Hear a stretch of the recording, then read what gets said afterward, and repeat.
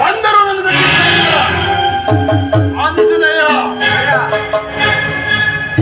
ಶ್ರೀರಾಮಚಂದ್ರನ ಆಶೀರ್ವಾದವು ಆಂಜನೇಯ ನಿನ್ನ ಸಹಕಾರವು ನನಗಿದೆ ಮಾರುತಿ. ನನ್ನ ಸಹಕಾರ ಹೌದು, ಹಾಗೆ ಆಗಲಿ ಒಡೆಯ.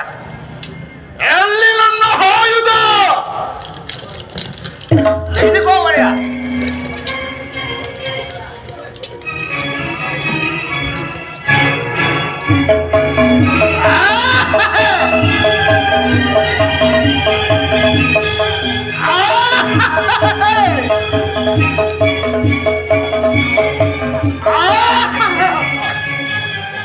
ಆಂಜನೇಯ ಒಡೆಯ ಆ ಹೇಳಿಯಾದ ವಾಲಿಯನ್ನು ಕರೆಯಲು ಯುದ್ಧಕ್ಕೆ ಕರೆ ಒಡೆಯ. ಒಡೆಯ ವಾಲಿಯನ್ನು ಒದಿಸುವೆಯಾ? ನೀನು ನನ್ನ ಸಂಗಡ ಇರಬೇಕು. ನಾನು ನಿನ್ನ ಸಂಗಡ. ಹೌದು, ಕರೆಯುತ್ತೇನೆ ಆ ವಾಲಿಯನ್ನು. ಕರೆ ಕರೆ ಒಡೆಯ.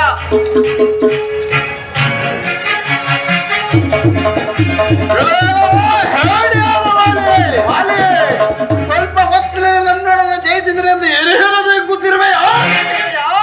ಬಾರೋ ಬಾರೋ ನನ್ನಡೆಗೆ ಇದ್ದಕ್ಕೆ. ಹಾಡಿ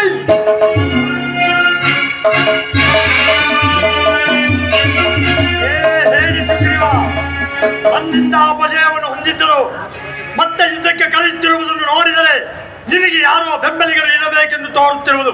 ಮೊದಲು ಅವರನ್ನು ಕರೆ, ಅವರನ್ನು ಸಂಪರ್ಕಿಸಿ ನಿನ್ನನ್ನು ವಿಚಾರಿಸಿಕೊಳ್ಳುವೆನು. ಹಾಡಿ ವಾಲೆ, ಮೊದಲು ನನ್ನ ಜಯಿಸು, ಅನಂತರ ಅವರ ವಿಚಾರ. ಯಾವ ಯುದ್ಧಕ್ಕೆ ಸಿದ್ಧವಾಗಿರುವೆ? ಮಲ್ಲ ಯುದ್ಧಕ್ಕೆ ಸಿದ್ಧವಾಗಿರುವೆ.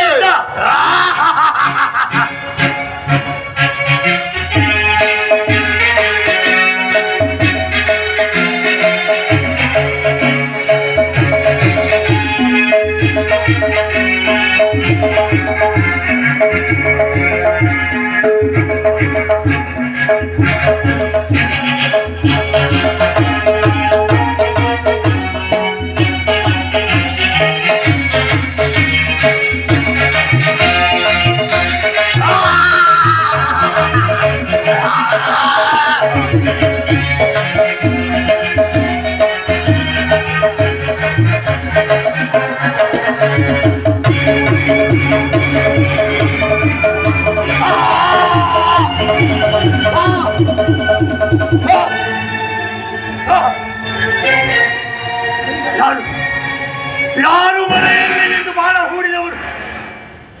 ನಾನು ನಾನು ವಾಲಿರಾಜ, ನಾನು ಶ್ರೀರಾಮಚಂದ್ರ. ರಾಮಚಂದ್ರ, ಮನೆಯಲ್ಲಿ ನಿಂತು ಬಾಣ ಹೂಡಲು ಕಾರಣವೇನು? ವಾಲಿರಾಜ, ಏನು ನಿನ್ನ ತಮ್ಮನ ಹೆಂಡತಿಯನ್ನು ಅಪಹರಿಸಿದ್ದಕ್ಕಾಗಿ ನಿನ್ನ ಮುಖವನ್ನು ನೋಡಲಾರದೆ ಮರೆಯಲ್ಲಿ ನಿಂತು ಬಾಣ ಪ್ರಯೋಗ ಮಾಡಿರುವೆನು. ರಾಮಚಂದ್ರ, ಕಪಿಗಳಾದ ನಮಗೆ ವಾದ ಭರಸೆಗಳಿಲ್ಲವೆಂಬುದು ಜ್ಞಾನಿಗಳಾದ ನಮಗೆ ತಿಳಿಯದೆ, ಅದು ಅಲ್ಲದೆ ಈ ಸುಗ್ರೀವನ ಸಖ್ಯ ಮಾಡಲು ಕಾರಣವೇನು? ವಾಲಿರಾಜ, ನೀನು ಬದುಕಬೇಕು. ಆ ದುರುಳನಾದ ರಾವಣನು ನನ್ನ ಪತ್ನಿಯನ್ನು ಅಪಹರಿಸಿಕೊಂಡು ಹೋಗಿರುವನು. ಆದ್ದರಿಂದ ಆ ಸೀತಾನ್ವೇಷಣೆ ಕಾರ್ಯಕ್ರಮದಲ್ಲಿ ಸುಗ್ರೀವರಾಜನು ನನಗೆ ಸಹಾಯವನ್ನು ಮಾಡುವುದಾಗಿ ಹೇಳಿದ್ದೆನು. ಅದಕ್ಕಾಗಿ ಅವರ ಸಂಖ್ಯೆಯನ್ನು ಬೆಳೆಸಬೇಕಾಯಿತು.